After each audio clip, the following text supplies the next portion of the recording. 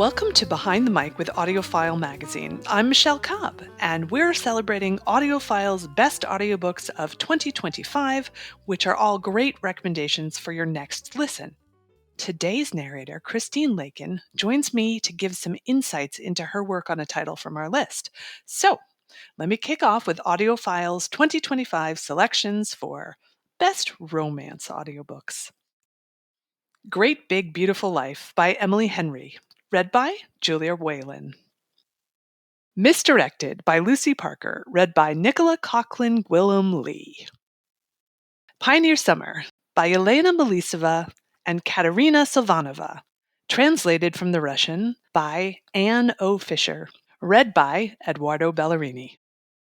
Pride and Prejudice by Jane Austen, adapted by Lulu Ronchka, read by Marisa Abella, Harris Dickinson, Glenn Close, Marianne Jean-Baptiste, Bill Nye, Sophie Wilde, Will Poulter, Jessie Buckley, Toheeb Jima, Patricia Allison, Bertie Carvel, Leah Harvey, David Jesse, and Rosalind Elizar. Say You'll Remember Me by Abby Jimenez, read by Christine Lakin and Matt Lanter.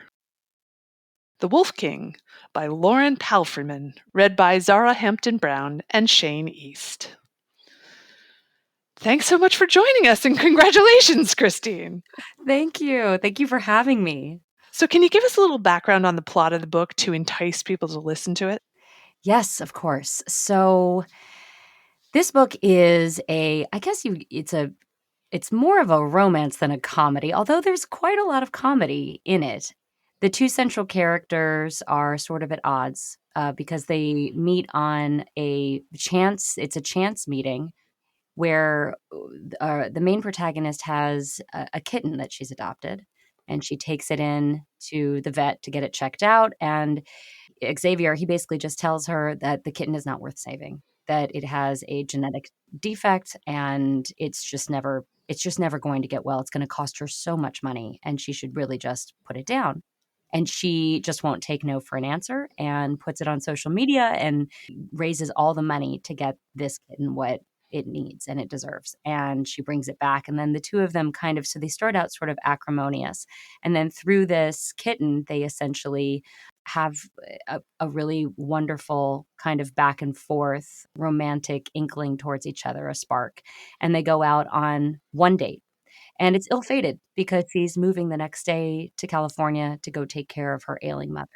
And so with this long-distance relationship that then unfolds throughout the course of the book, I think the themes really are about family, about our responsibility to our family, and also, I guess, our responsibility to ourselves and how we show up for someone else and who we call our family, and how we decide, like, what are those big decisions in life where we decide to kind of take a big break and try to live the life that we feel we really deserve. So it has a lot of heartache and back and forth as these two really pine for each other. And I won't spoil the ending in case you haven't listened to it.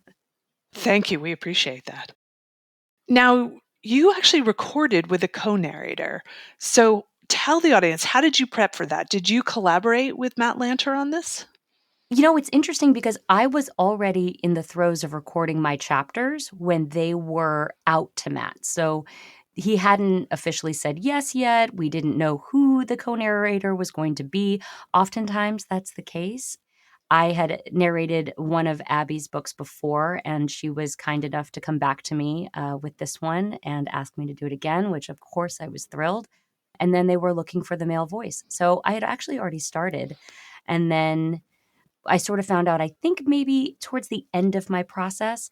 But what was really great is that after he recorded his solo chapters, we actually went back in together and via Zoom recorded some chapters together where we had back and forth dialogue. So that was really great. Even though we couldn't be physically in the same booth or in the same room, it's always, as a narrator, it's such a treat to be able to work off of someone else, another actor, because so often our work is completely isolated.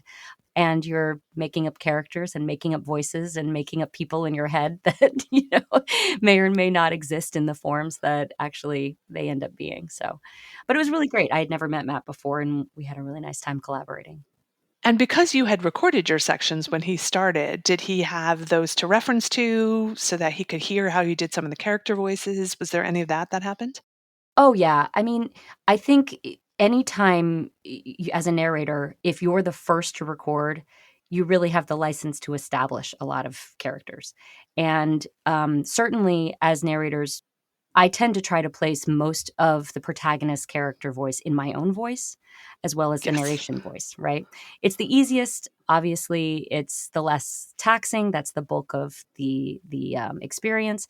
And then there are other characters within that I'm making up, voices for and objectives for and personalities for, along with the text of the book. So I had already established a lot of that. So yes, you're always are getting if the other person has done it, you're always getting semblances of what they've done.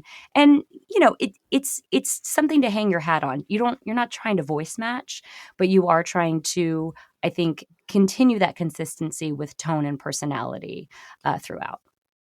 That's great. I'm sure our audience is going to be thrilled to kind of find out that little behind the scenes piece, because if you're not in this world, you wouldn't necessarily know that occurs. That's very true.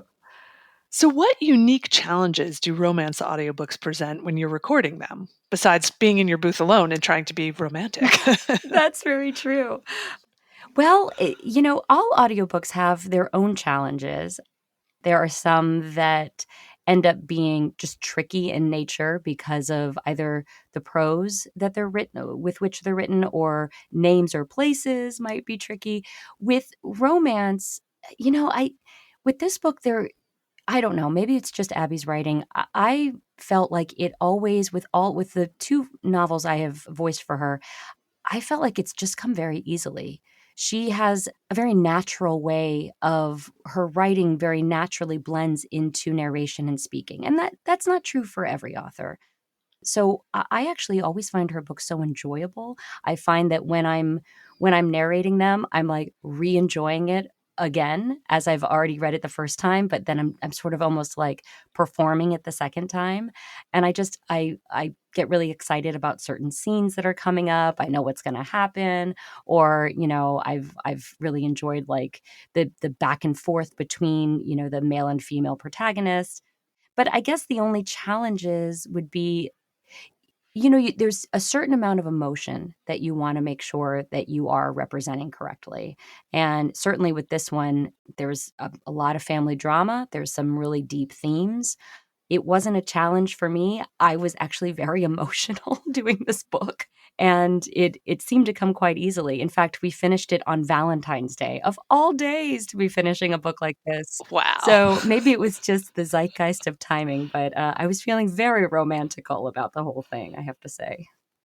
Well, that definitely came through and helped you get to best of the year, no doubt. Maybe it did, yes. Are you seeing any trends in romance that you record these days? I mean, I remember when it was motorcycle gangs where, that was a trend, and then was bad boys were a trend. Then we were on to nice guys. Like, where are we today?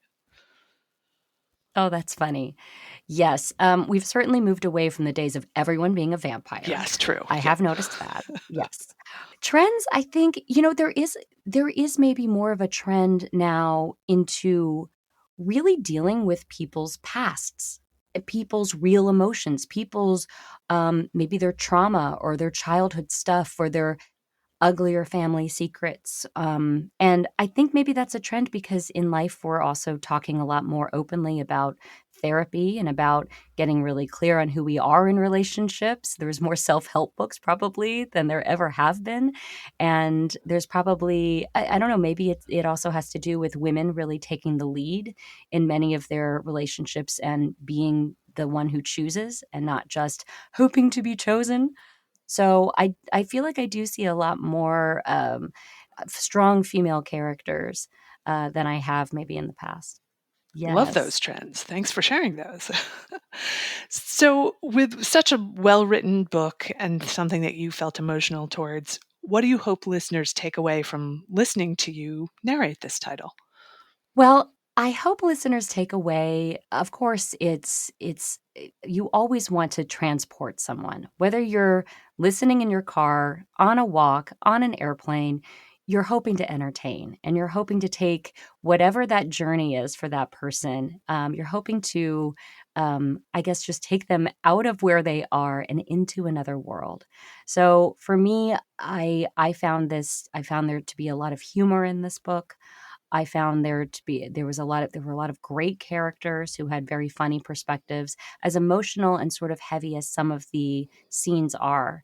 I hope that people can come away feeling hopeful and having been entertained and transported, and maybe even feeling a bit of longing for either the person they love or for the person that they're hoping to fall in love with. Well, that is a lovely note to end on. So thank you for being here and for sharing all of that with us.